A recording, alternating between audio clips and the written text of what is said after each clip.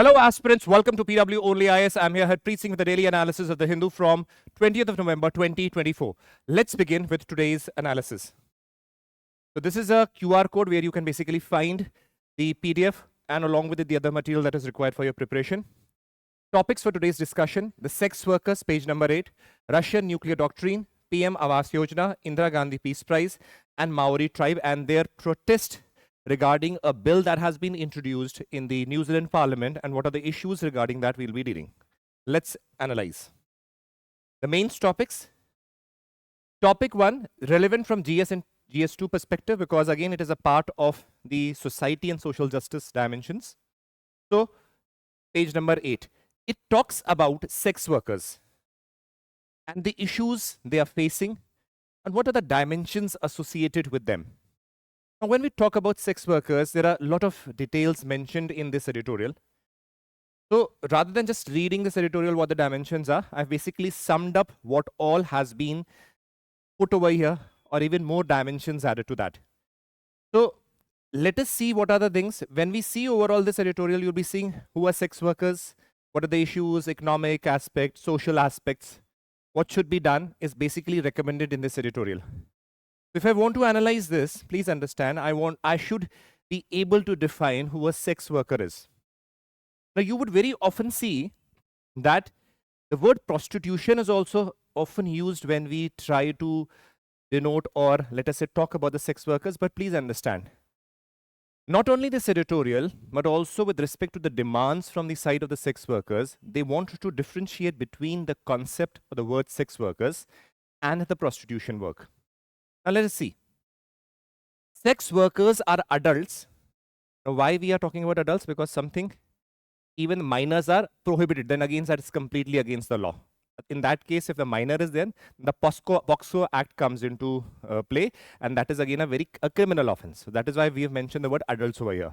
With respect to the Indian society, sex workers are adults who receive money or goods in exchange for consensual sexual service. Consensual means, that means both the parties coming into sexual intercourse are on a consensus or an agreement. The person who is rendering the sexual service and one who is taking. So there is consensus between both the partners or more partners.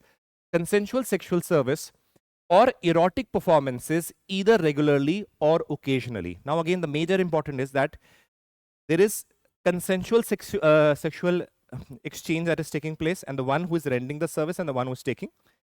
And for that, the person who's rendering the sexual service is either taking money or some goods, whatever is the agreement on the basis of what the sexual service is being rendered.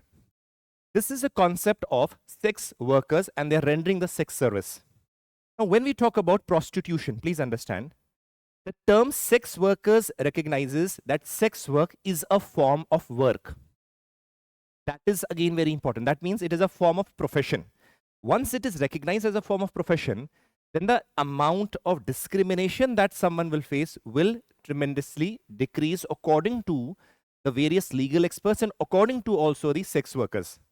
That is why, remember, while the prostitution word on the other hand has connotations of criminality and immorality. See, prostitution, that is why very often is in a way not a profession per se, because it is not recognized, because it is often associated with trafficking of women, immorality in the society, and obviously criminal aspects to come into being. So what the sex workers are doing, because many sex workers are again indulging in the sex work because of their need for the money, let us assume. So they say this is also a form of profession or a work. So rather than using the word prostitution, the word sex workers as a form of work should be used in the society. Now, first we have understood what sex workers basically mean, and then we have understood why the word sex work or sex worker is being emphasized rather than the word prostitution. Now, as we move ahead, if you see the prostitution in India, now please understand why the word prostitution again comes. They want to remove this word prostitution, sex workers. They want, we need that the work sex workers should be recognized as a form of work.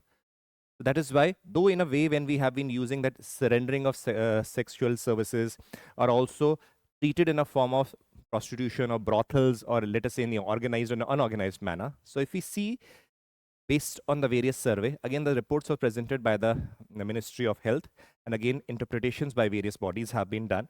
So they found the number of sex workers across India. You will be seeing that, like you will see in the state of Andhra Pradesh, one of the maximum sex workers will be found. Then you have the regions of Karnataka, Telangana, even Tamil Nadu, even Maharashtra. These are the regions which are large in number. Now that means over here, when we talk about Jammu Kashmir and all, the data wasn't available. It doesn't mean that it is not there. It is very well there also. Sexual services are rendered there also. But in a way, now you can imagine that this female sex workers are present in every part of the country. Even in a way, you can say every district, every block in a way.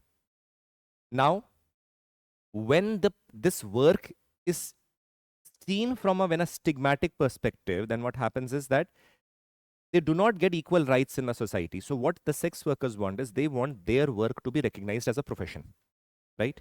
Now, let us see, this is the distribution of the number of sex workers.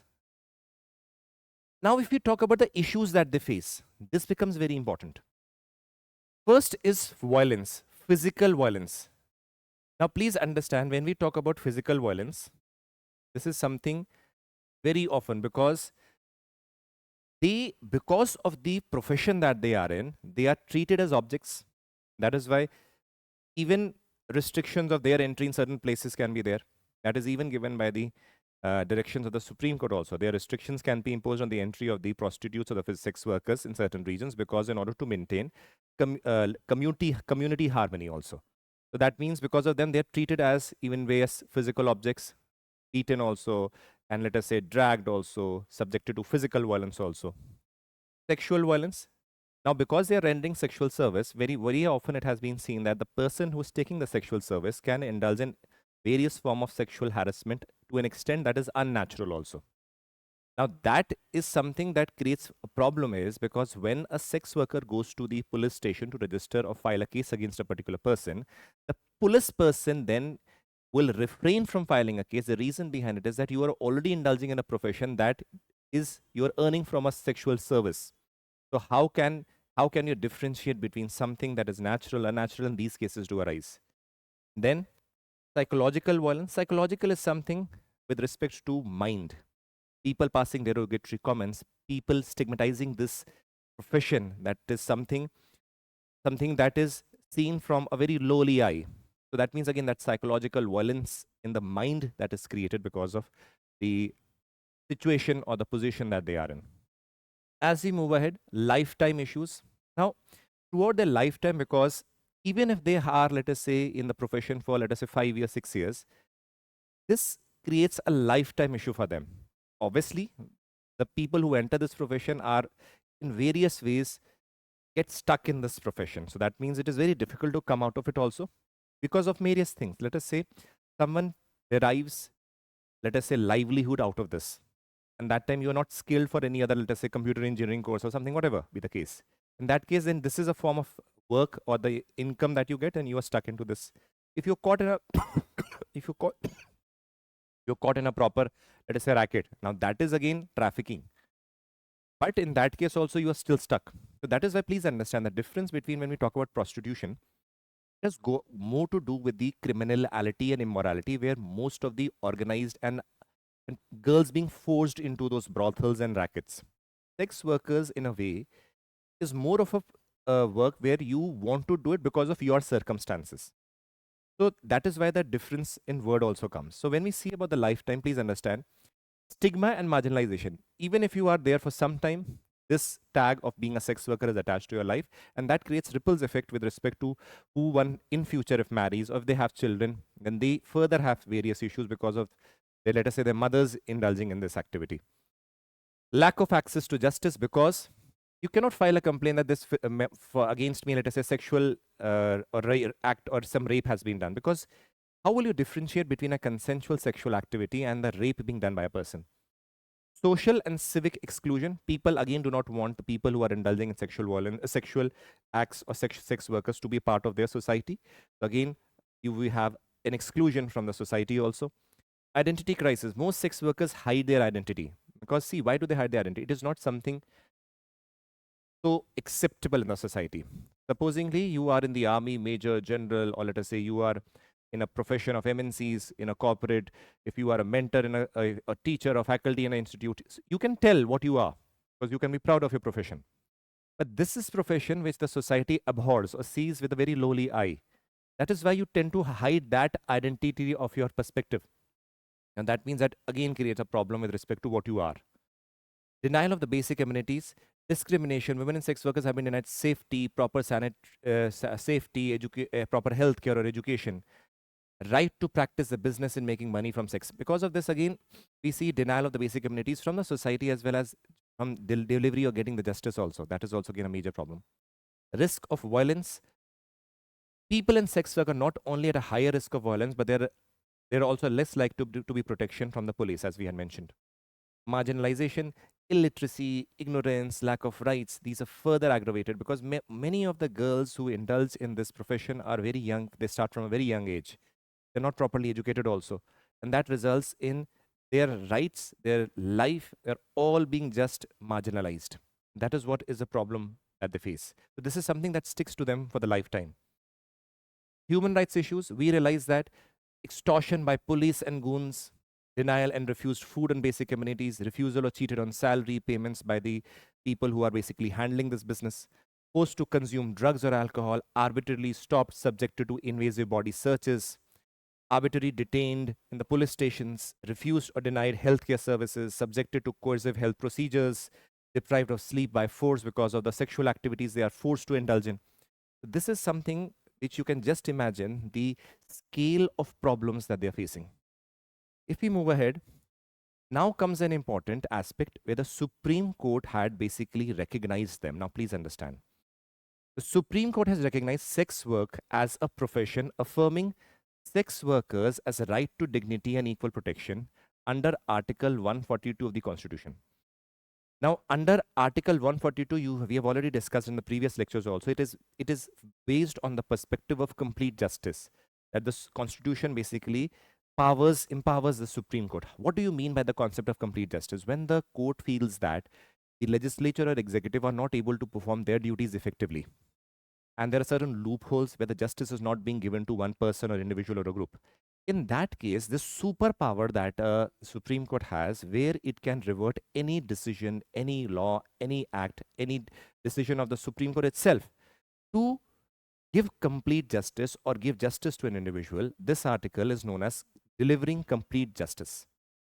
Using that power, the Supreme Court has basically said that the sex work is being recognized as a profession where they have equal protection to dignity, and the police is also now bound to take cognizance of the offenses or acts of criminality that are done against the sex workers. And their protection is also equally important as other people. So that means two things happen. Once the sex work is recognized as a profession. Second is the protection and dignity is also being protected. Now the question comes that to what extent is this being actually implemented? That is where the issue lies. Because when we see that the Supreme Court has given some judgment, it is important for the government also to frame a policy on that. It is also to possibly pass a law also. Now that loophole still existing creates lack of standard operating procedures, not only for the police stations and the police people, but also for the other members or stakeholders of the society. So but we'll meanwhile go and see what the guidelines are. Supreme Court guidelines, non-interference. Police shall not interfere with or criminalize consenting adult sex workers. That means they have their right to practice their profession. Avoidance of victimization.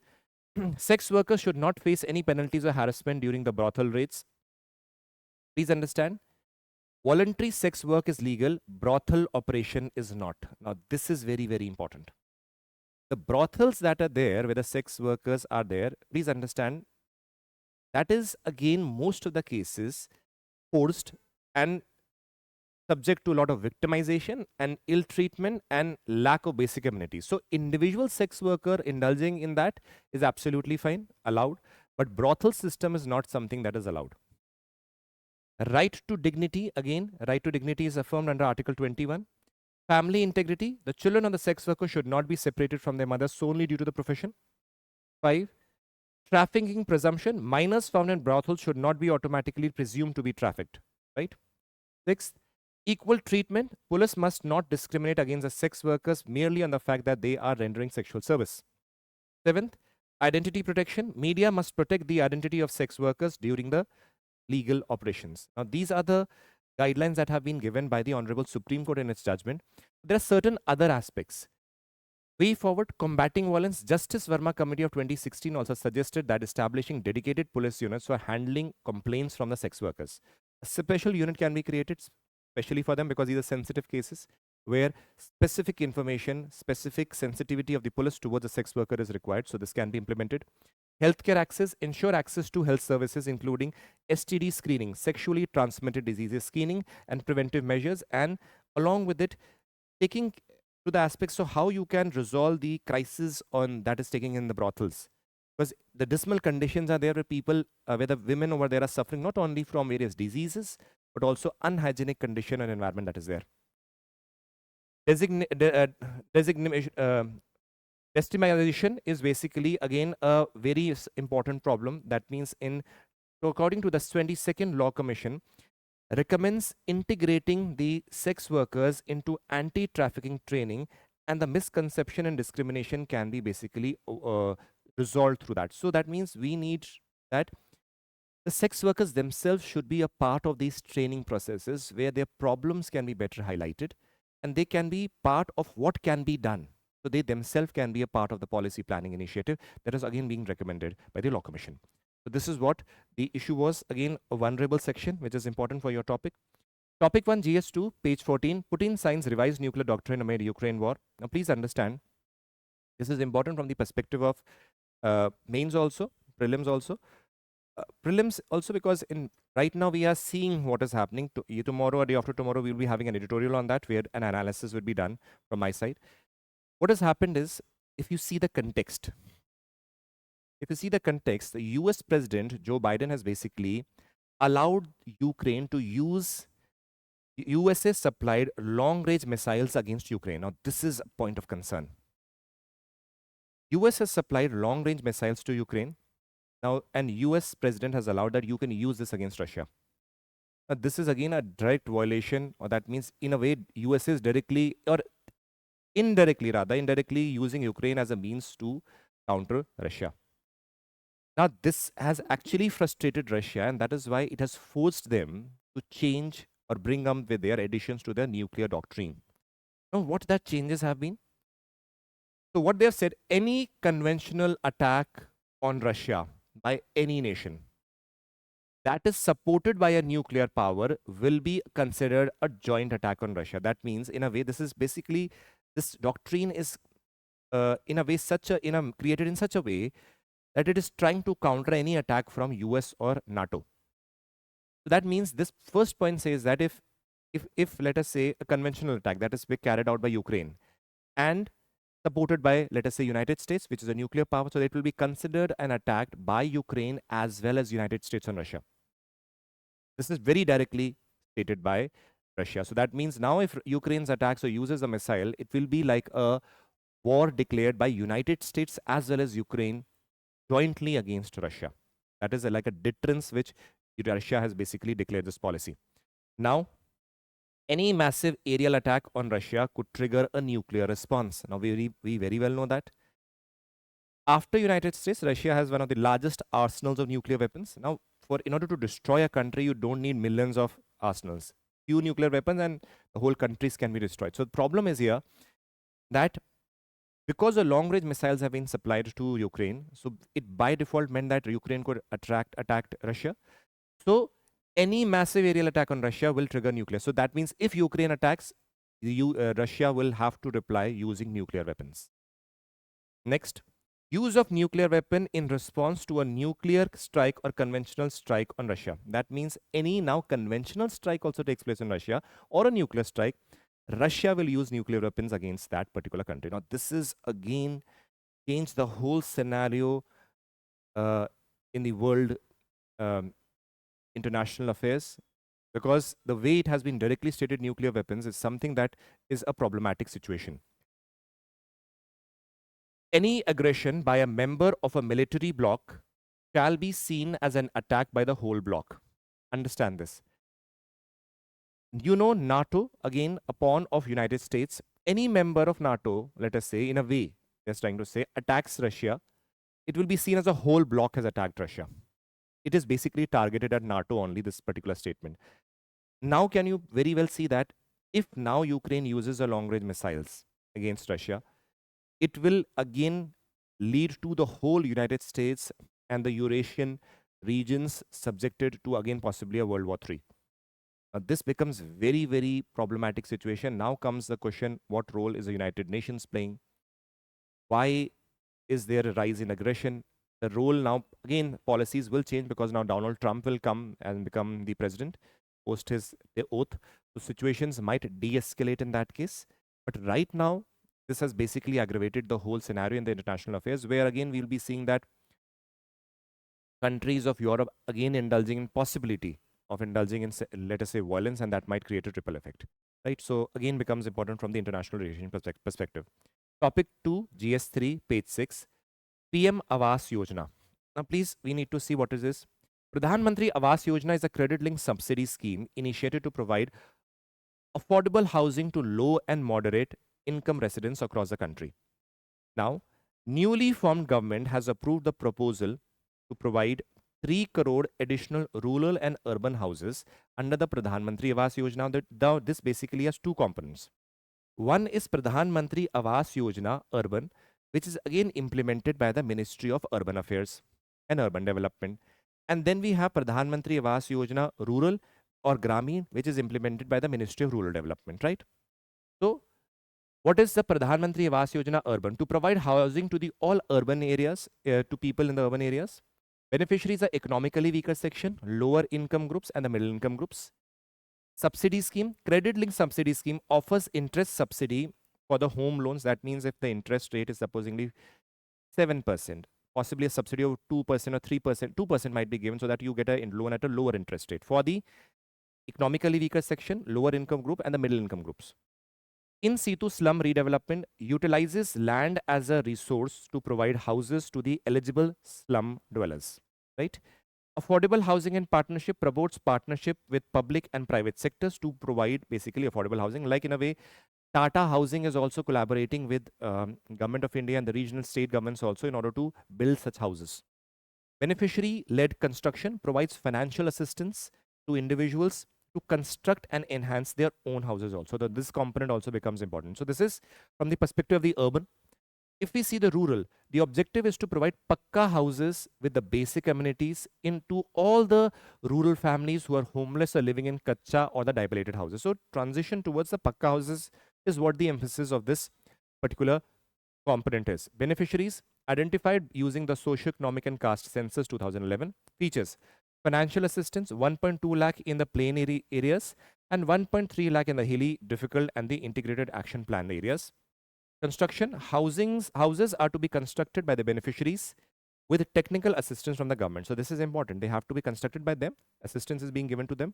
And again, technical assistance will also be given by the government.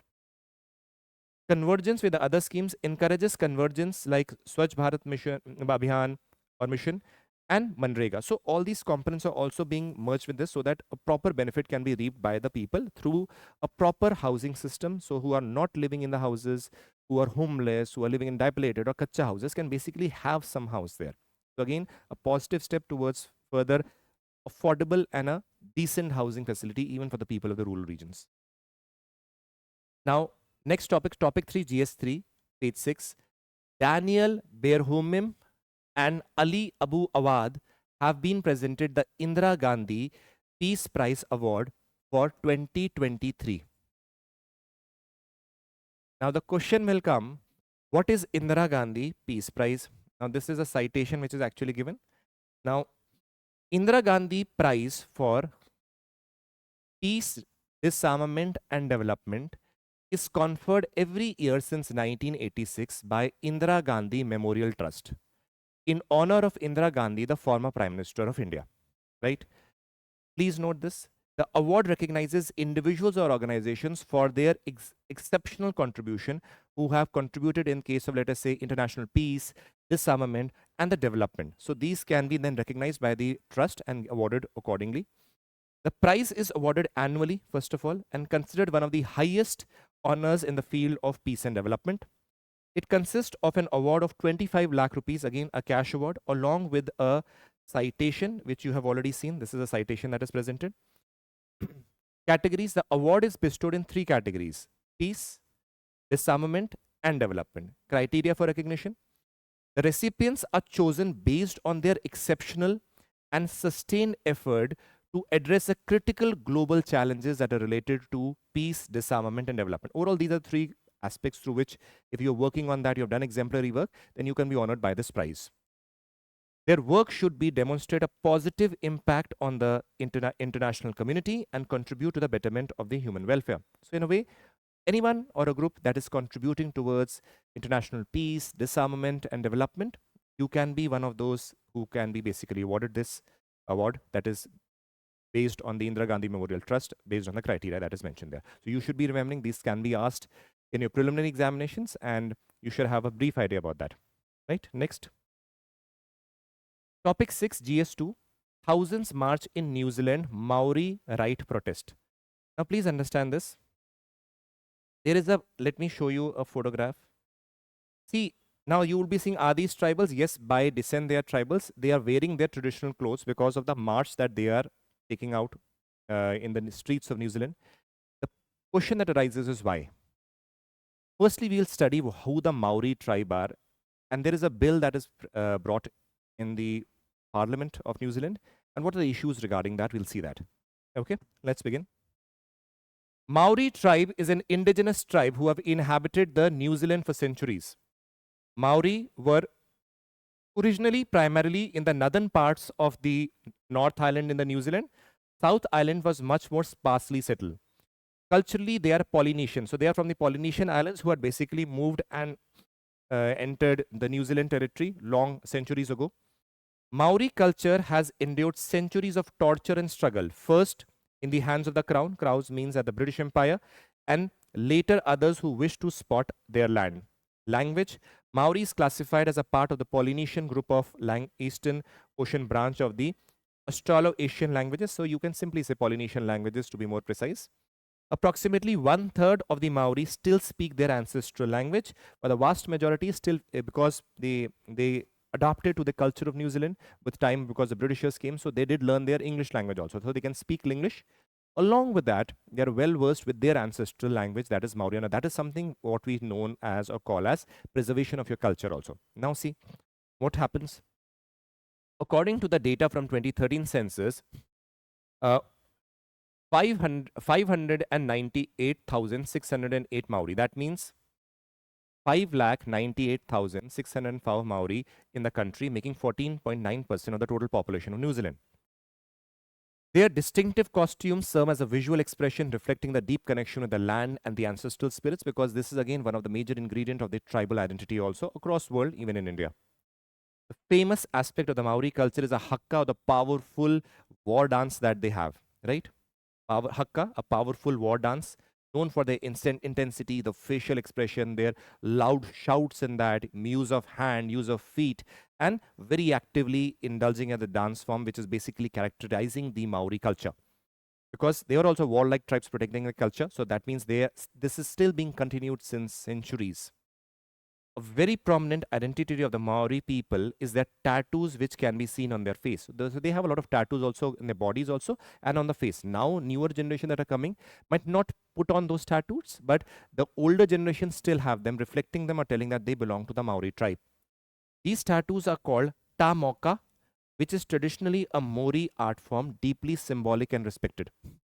The moka designs are unique with each person and is a depiction of their social status, genealogy, and have done with what they occupy in the society. So remember, what we talk about tattoos in today's generation is for fun, but the tribals are very intricately linked with the tattoos. Even if you go to tribes like Apatanis or Mishmi tribes, in the Indian tribes also, you'll see tattoos on their bodies also. They are also identifying who they are. Similarly, in the Maori tribe also, they have their tattoos, which basically shows in what status within the tribe that they are, or what their history or genealogy has been, how they're associated with the ancestors.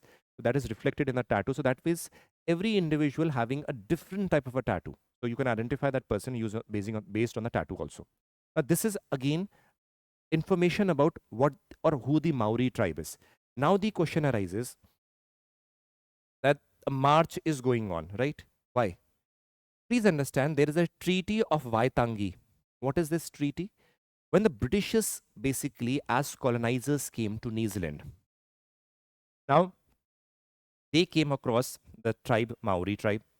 And what happened is, New Zealand's Treaty of Waitangi is a document signed between the colonial British regime and 500 Maori tribe chiefs in 1840. That enshrines the principles of co-governance between indigenous and non-indigenous New Zealanders. That means when the Britishers came, they thought, okay, they themselves are large in number and they are majorly occupying in various parts of New Zealand. The Britishers came in a consensus that, okay, we'll sign a treaty between the British Empire and the Maori tribe that we both will collectively govern the region and both will be equal stakeholders in the governance. Now, the treaty is considered as one of the country's founding document and interpretation that still guides the legislation and policy today. Even today, the present government is also bound by the treaty that was signed during the British time. But what happened is, later on, post the treaty, the British government started misusing, they started exploiting the Maori tribe and started looting their land and subjugating them to an inferior status.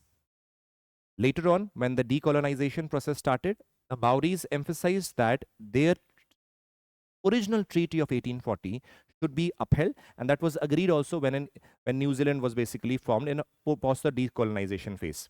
Now, please understand, the problem that arises is a new act or new bill has been basically introduced in the parliament, which basically tries to dilute this treaty. That means the bill that is introduced in the parliament, which says that why Maori tribe is given a special status in the New Zealand country. So they want to dilute that. So in order to counter that, the Maori tribe has come, the people of the Maori tribe have come on the street. They said, no, we will not allow this at all because that is against the interest of our culture, and we are the ones who were originally in New Zealand. It is later the Britishers who came and the people settled later on. We will not allow any dilution of our cultural rights and we have to protect them. And because of that, the Maori tribe is basically, the people of them have basically come to the roads to protest against the bill that is introduced. The party members who have basically introduced this bill say that this is not diluting the rights, but when you see that the Maori tribe is not agreeing to that, then again a consensus and basically counter opinions are going on, where again the parliament also, the members of the legislatures also who have basically introduced a bill again reconsidering whether to go ahead with or not, because the Maori tribe feels that it is against their culture and that which needs to be protected because it is their land indigenously, which is New Zealand, not the ones who had come later. So that means special status that was provided in 1840 should be upheld. That is why the protest is going on. So this is something that you should know. You can quote as an example also. Now comes the MCQs with explanation. Quickly see. Question 1.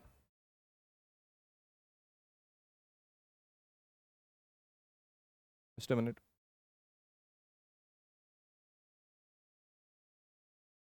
Question 1. Options. Answer.